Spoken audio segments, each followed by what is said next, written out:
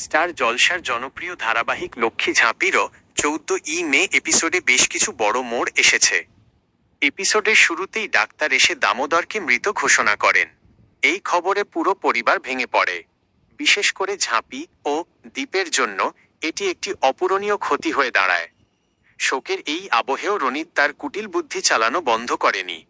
সে চায় death certificate আসার আগেই তড়িঘড়ি করে দামোদরের শেষকৃত্য বা দাহ কাজ সম্পন্ন করতে।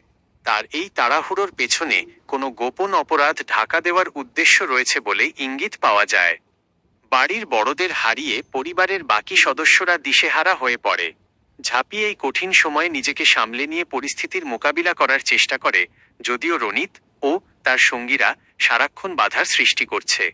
সংক্ষেপে বলতে গেলে 14 মে এপিসোডের পর্বটি মূলত দামোদরের আকস্মিক মৃত্যু এবং তার পরবর্তী পারলৌকিক কাজ নিয়ে রনিতের অশুভ পরিকল্পনাকে কেন্দ্র করে আবর্তিত হয়েছে।